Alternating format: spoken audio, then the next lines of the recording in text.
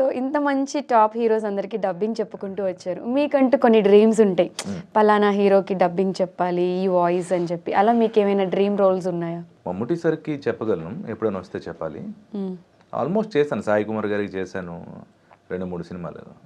అందరూ అన్నారు, సాయి కుమార్ నువ్వు డబ్బింగ్ చేయడం అంటారు, ఏమైనా తాగేసావు ఏంటి, ఆయన పెద్ద డబ్బింగ్ ఆర్టిస్ట్, నువ్వు ఆయనకి ఎలా చేస్తావు అని అంటారు ఎవరైనా. అవును, కానీ ఒక 2-3 సార్లు అవకాశం వచ్చింది. సాయి కుమార్ గారికి చేశాను. రౌడీ దర్బార్ అనే ఒక మూవీ, ఇంకోటి పోలీస్ కి సంబంధించిన ఒక మూవీ, 2 కన్నడ మూవీస్ అయ్యాయి. కన్నడ లాంగ్వేజ్ కూడా మాట్లాడతారు? తెలుగు కన్నడ తెలుగు. ఆ తెలుగు సార్ అవైలబుల్ లేకపోతే ట్రాక్ అని చెప్పి నన్ను పిలిచారు. అది బాగుందని చెప్పి అదే ఉంచారు. ఓకే, సో అంతమందికి వాయిస్ చెప్పిన సాయి కుమార్ గారికి కూడా మీరు డబ్బింగ్ చెప్పారంటే సో మనకి చిన్నప్పుడు సరదాలు ఉంటాయి కదా, మనకి ఇన్స్పిరేషన్ ఇచ్చే యాక్టర్స్ వాళ్ళంతా కూడా. పెద్దరాయుడు అలాంటివి, అవును, అద్భుతమైన డబ్బింగ్స్ అవన్నీ కూడా. సినిమా మొత్తం ఆ వాయిస్ మీద ఉంటుంది, పోలీస్ స్టోరీ. అవును. సో మన టైం వచ్చేటప్పుడు మనం చెప్పాలనే ఒక ఇది ఉంటుంది. బాగుంది, టైం బాగుంది, వచ్చింది, చెప్పగలిగాను. ఒకసారి సాయి కుమార్ గారు వాయిస్ మీరు చెప్తే ఎలా ఉంటుందో వినిపిస్తారు. రౌడీ దర్బార్ అనే ఒక యూట్యూబ్లో ఉంటుంది, చూడొచ్చు ఎవరైనా.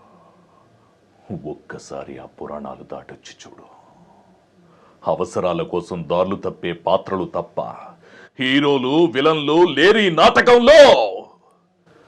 మనిషిలో లోతుగా కూరుకుపోయే ధర్మం ఒక్కటే అహం, ప్రతి పురుగును కదిలించే నిజం ఒక్కటే ఆకలి, కనిపించే ఆత్మనల్లా శాసించే శక్తి ఒక్కటే ఆశ. ఆశ వస్తున్నప్పుడు ఆలోచన మసకబారుతుంది, నీతి నిజాయితీలు కొలిమిలో కొవ్వొత్తుల్లా కరిగిపోతాయి.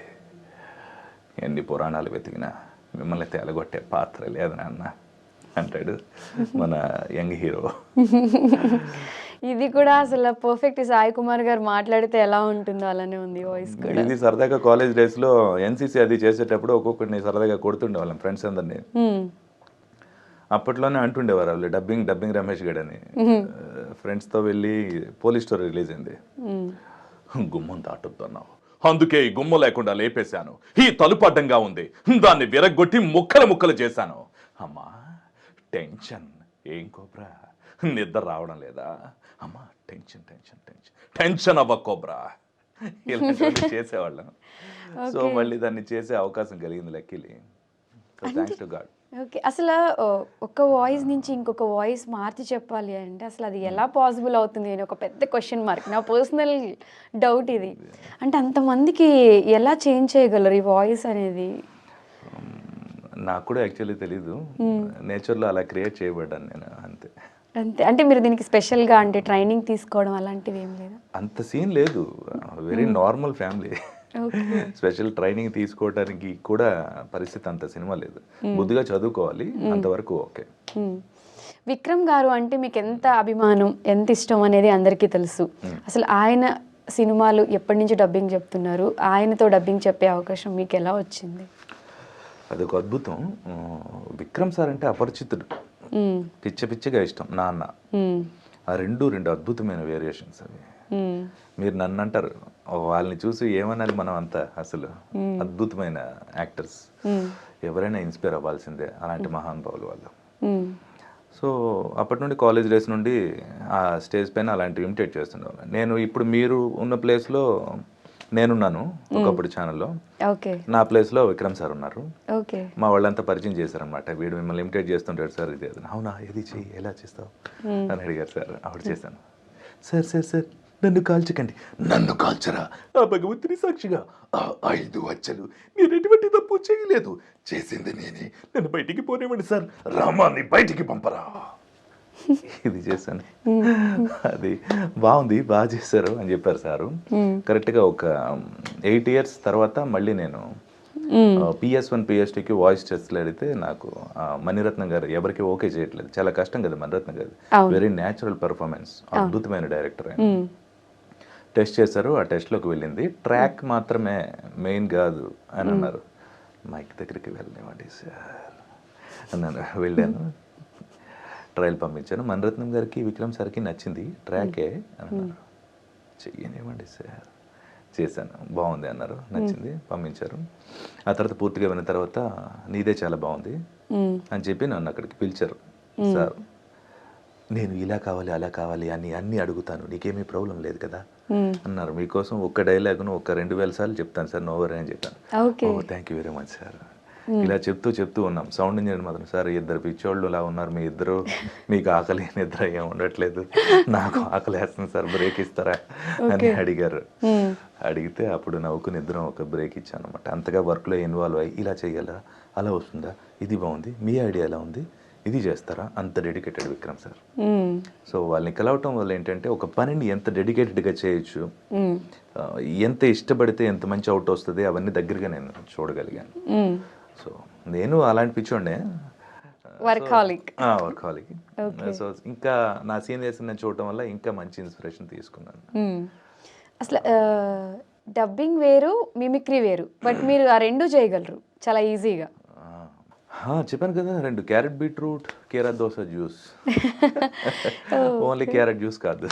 ఓకే. సో మీరు యాక్చువల్గా పర్సనల్గా ఈ క్వశ్చన్ నన్ను అడగమని చెప్పిన క్వశ్చన్ అనమాట. రమేష్ గారు చిరంజీవి గారు వాయిస్ చెప్తే ఎలా ఉంటుంది అని. పిలిచారా, పిలిచినట్టుంటేను రేఖ, శశి రేఖ నా ముక్కు మీద వేలు పెట్టి నన్ను రెచ్చగొట్టి నన్ను పోలీసులతో కొట్టిస్తావా? కాశీకి పోయాను, కాషాయం మనిషి అయిపోయాను, వారణాసికి పోయాను, తన వరుస మార్చుకున్నాడు అనుకుంటున్నారా? ఐ డ్రీమ్కి వచ్చాను, యాంకరింగ్ మర్చిపోయాను అనుకుంటున్నారా? డబ్బింగ్కి వచ్చాను, న్యూస్ రీడింగ్ రేడియో జాకీలు మర్చిపోయాను అనుకుంటున్నారా? డబ్బింగ్ మాత్రమే చేసి యాక్టింగ్ చేయలేను అనుకుంటున్నారా? ఏదైనా సరే, ఎప్పుడైనా సరే, ఎక్కడైనా సరే ఎరగొట్టి పెట్టేస్తాను అంతే. చరణ్ షూటా, ఇప్పుడే వచ్చేస్తాను, ఒక 5 నిమిషాలు అమ్మాయితో మాట్లాడి వచ్చేస్తాను. హీరోయిన్గా పెట్టే ఆలోచన మీకేమైనా హీరోయిన్గా చేసే ఇంట్రెస్ట్ ఉందా? మీరు ఇస్తే తప్పకుండా. చరణ్ బాబు, ఈ అమ్మాయి ఇంట్రెస్ట్గా ఉంది, నాకెందుకు ఎక్స్ప్రెషన్ అది బాగున్నాయి అనిపిస్తుంది, చూస్తుండే కనుక నెక్స్ట్ మూవీలో మనం హీరోయిన్గా చేసేద్దాం. సో ఇప్పుడు నాకు చిరంజీవి గారి మూవీలో ఆపర్చునిటీ వచ్చింది అనుకోవచ్చు. కలకనేద్దాం, ఏముంది, ఏదో ఒక రోజు. సో మీరు ఇక్కడే ఉంటారు స్టూడియోలో, ఆపర్చునిటీ కాల్ వచ్చే వరకు ఇక్కడే కట్టేస్తాం మిమ్మల్ని. కట్టేయండి, యాంకరింగ్ చేసుకుంటే బతికేస్తా. ఓకే. అంటే మీరు యాంకరింగ్ కూడా మీకు ఇంట్రెస్టేనా? అంటే మీరు యాక్చువల్గా డబ్బింగ్ చెప్తారు, మిమిక్రీ చేస్తారు, యాంకరింగ్ చేశారు, ఇప్పుడు యాక్టింగ్ కూడా చేస్తున్నా అంటున్నారు. అంటే మీకు ఇంకా హిడెన్ టాలెంట్స్ ఇంకేం ఉన్నాయి? అంటే వాయిస్ రిలేటెడ్ కదా ఇవన్నీ కూడా. మనం సింగింగ్ కానీ, పద్యాలు కానీ, పాటలు కూడా పాడతారా మీరు? సరదాగా. ఓకే, ఏదో ఒక పాట పాడండి.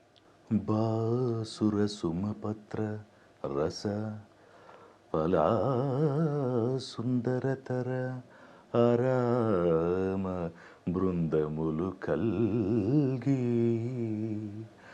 ముక్కారు పంటలు మిక్కిలి పండించు జీవనది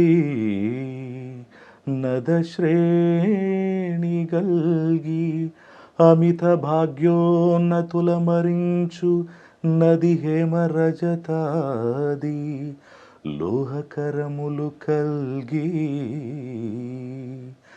నిఖిల మహాయంత్ర నిర్మాణ శాదోపదేశ గ్రంథరాశి గల్గి జీవనది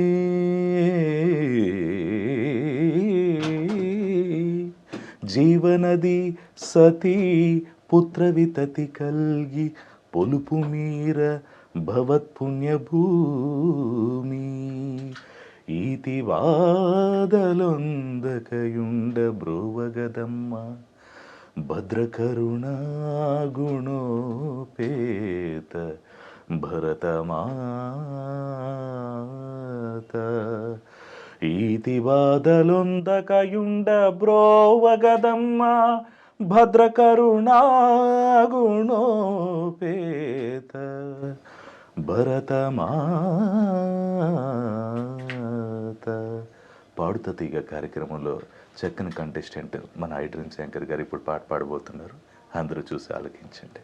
వావ్, చాలా అద్భుతంగా పాడారు. అంటే మీరు ఏది చేయాలనుకున్నా అది చేసేస్తారు. సాధ్యమైనంత వరకు ట్రై చేస్తాను, చిన్న ఉంటాయి